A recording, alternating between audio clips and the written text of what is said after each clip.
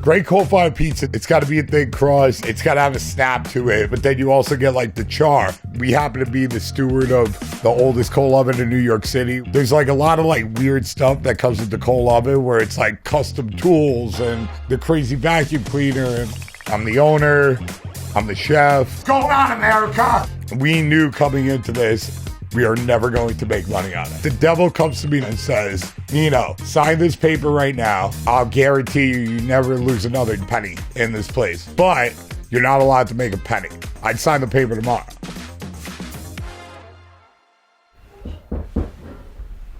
Hey, wake up, Dad. Wake up. Hey, what's going on, guys? Nino Coniglio. We're Lucky Charlie's. Believe it or not, you're in the restaurant right now. Give me 5 minutes, I'll be right out. I'll show you guys around. Okay, we're ready. We're at Lucky Charlie's. It's 1 p.m. We're sitting in the grandma apartment right now. This is where I've been living and my wife's been visiting to get this store open. I went to bed at 7 a.m. last night. We're working about 18 to 19-hour days over here, so come to the back, crash out, get back up, do it all over again the next day. This is my daughter, Penelope Luciano Coniglio. She's adorable. So let me show you the dining room.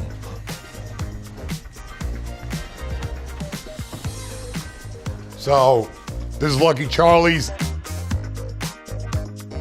First thing we do over here at Lucky Charlie's is go check our oven. So we're in the kitchen over here. We got sheeted some pasta. We're doing a bunch of clams, but this is the real thing over here. This is 1890 coal fire oven, goes all the way underneath the street. This thing is crazy. It's 17 feet by 14 feet. You got different heat zones on here. Right now it's 700 down the middle. So it says too hot to even read on this temperature gauge over here. And then over here we're at 672. So over here we got our big thing of coal. This is not what you used to cook your hot dogs with. This is the stuff that your parents give you when you're a bad kid in the 1980s for Christmas. You don't see the Titanic and choo-choo trains back in the day running on wood. You know, it runs on this stuff. I've been cooking pizza since I'm 12 years old.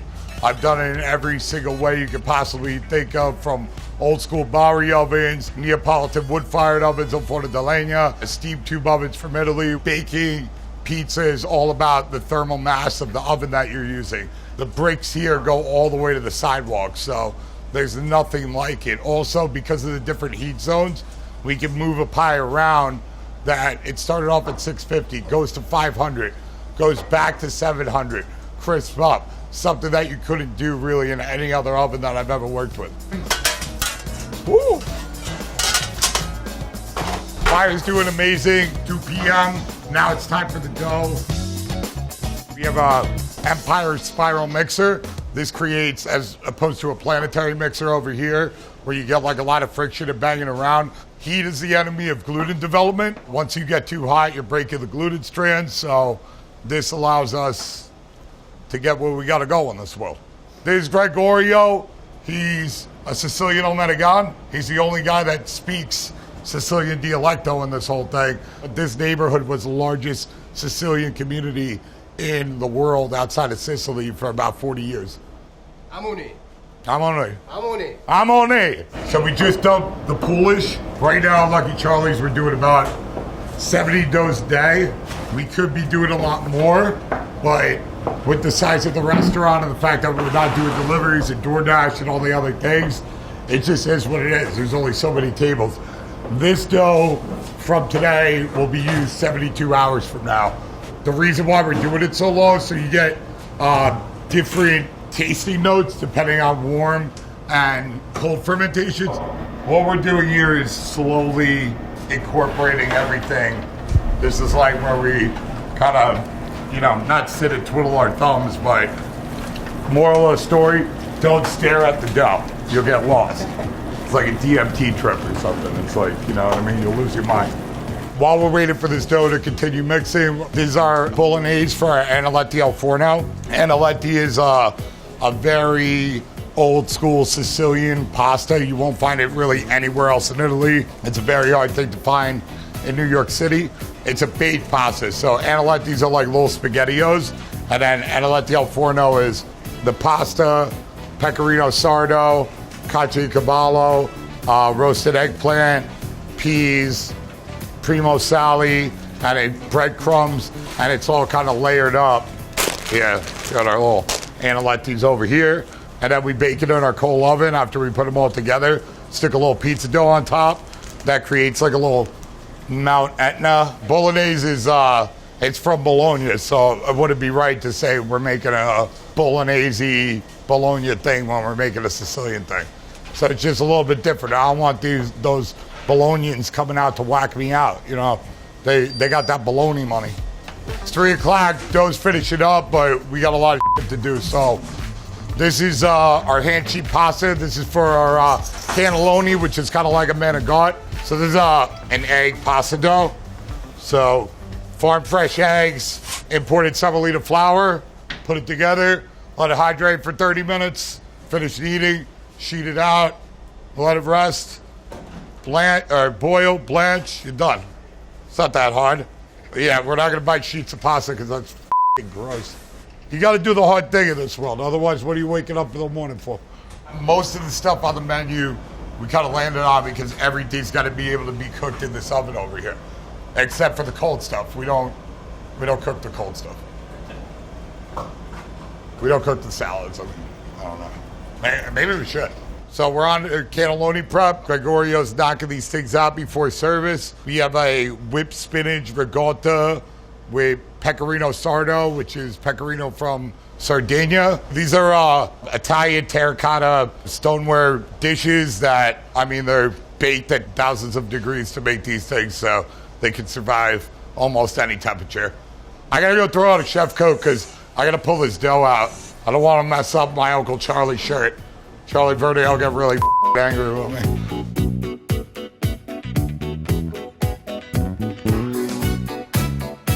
It's 3:15. Dough's done. We're gonna pull this out, get it ready. I had to put on the sunglasses because, you know, they go with the chef coat and I got blinded by the light, you know what I'm saying?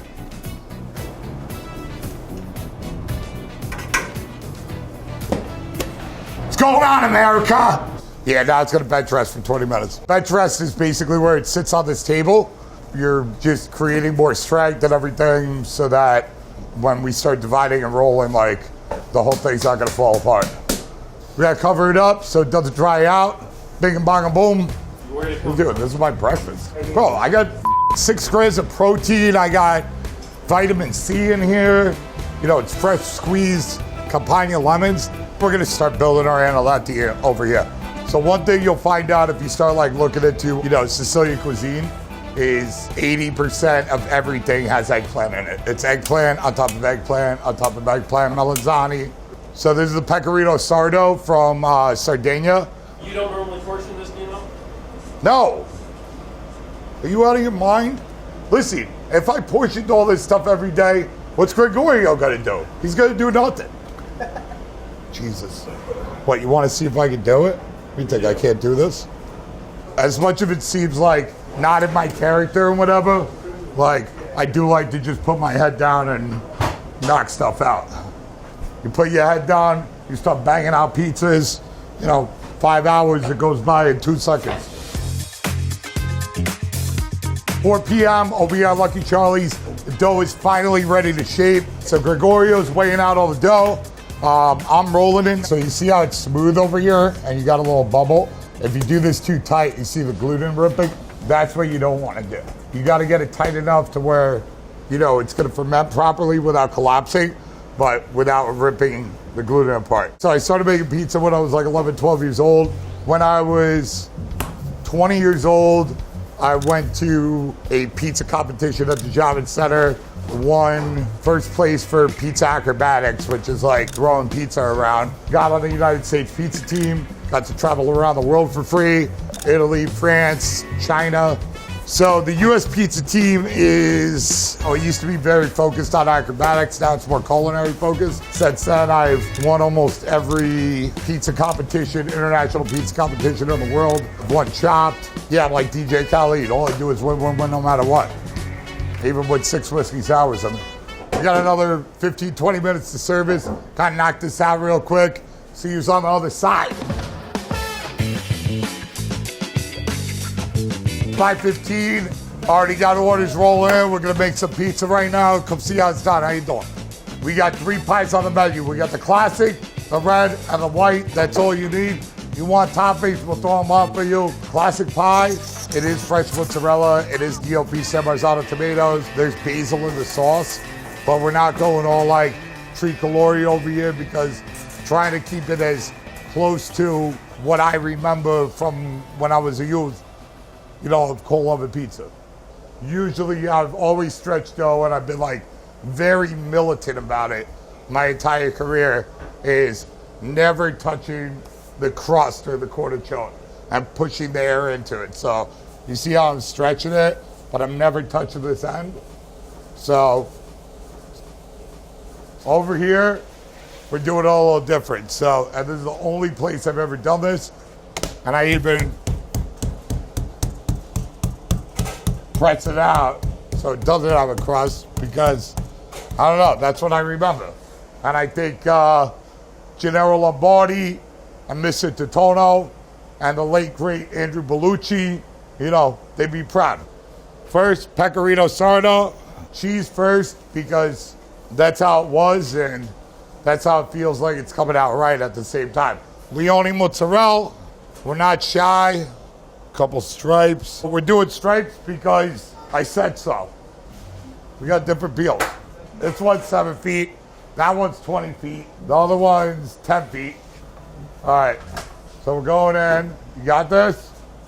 All right, let's shake. So we're starting right here, a little left to the middle. 600 on one side, 570 on the other side. So then I'm gonna let that pie set. I'm gonna move it over to a colder spot that's around like 550. And I'm gonna finish it off at around 650. You hear a lot of like temperatures in pizza, 700, 800, 1,000 degrees going around. If you cook a pizza at 1,000 degrees legitly, it's gonna be done in under 60 seconds. It's gonna be a soggy mess on the bottom, blah, blah, blah. I don't want that. I don't think most people want that. You know, you get some of these like Napolitan guys who are like, that's the way it's supposed to be. I'm like, it's supposed to be wet on the bottom. You need to cook a pizza like longer at a certain temperature to get it crispier. But like having the ability to switch temperatures also gives you that charness, that, so you get the crispiness, you get like the New York, and then you get like the cold high temperature all rolled into one beautiful package. So look, you see I got that. We call that bella bruciata, beautifully burnt. See that? So you got your crispy, you got your char.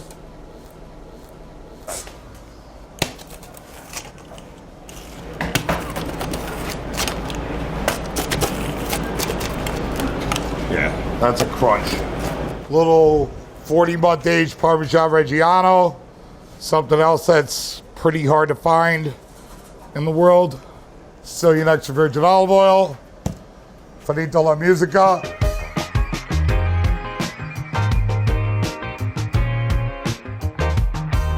All right, so we got red pie next.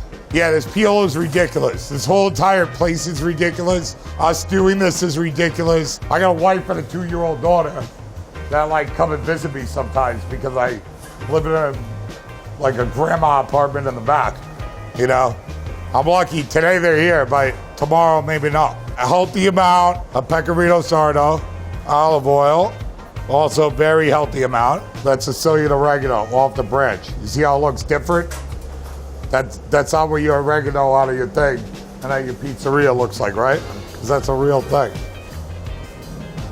This one's actually the perfect one. This is a red half anchovy.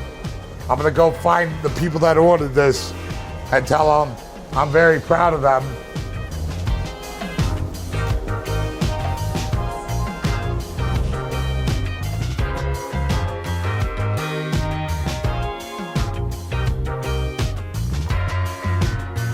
So we started off the first month and a half where I was literally making and baking every single pizza. These guys like standing right behind me.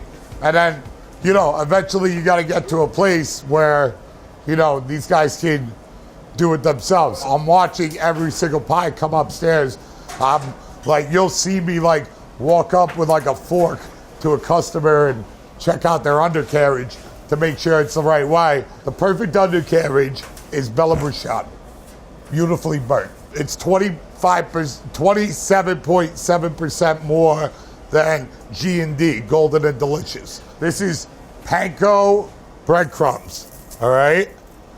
Now, I can't take credit for this. This is a 100% Mark Iacono from Lucali's genius invention. Basically what this does is you put the pie on it, it levels it up because the metal gets very, very hot. So it keeps the pizza crispy, and then any grease that comes from it gets sucked up by the panko breadcrumb, and it's like an all natural, without like a crust saver thing, way to keep your pizza cool. If you don't like the panko on the bottom, you brush it off. Just brush it off. Who's that? You want to see me? You want to make pizza? Here you go. Yeah? Thank you. I love you, Penny. Aww.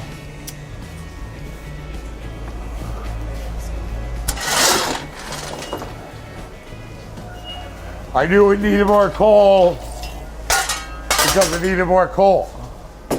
The flame was a little low. You just gotta constantly watch it. It's a crazy thing. So I gotta vacuum the oven. So on a regular pizza oven, you would have a brush. So you're only 2 pies deep. So you can brush out all the stuff. On here, if you brush it, because the oven's so big, it would just move dust and flour or whatever else around. So here we got a vacuum. Yeah, we're vacuuming like the flour, semolina, coal dust in certain places. It's just like part of like any other maintenance is you gotta brush it out every once in a while. Yeah, so we make a white pie because we don't believe in chasing waterfalls. Any pie that you order, you do any combination of toppings up to 3 toppings. We don't do more than 3 toppings because we're not making disgusting pizza over here. Stracciatella, panna, black pepper, cream. I'll put a little bit extra black pepper, real light oregano. There's a little Asiago, a little extra virgin olive oil.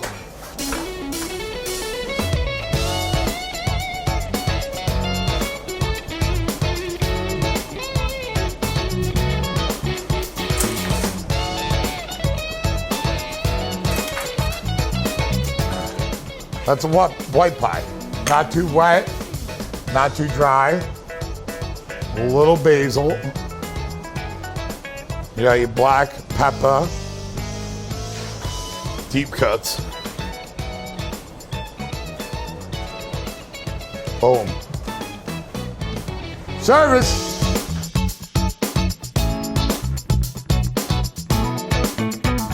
Just got done with the first push. Kitchen's in good hands with the team over here. I gotta get upstairs. You guys gotta get out of here. And remember, when you come to Lucky Charlie's, mangia viva futtatini. Eat, drink, and who gives a f about anything?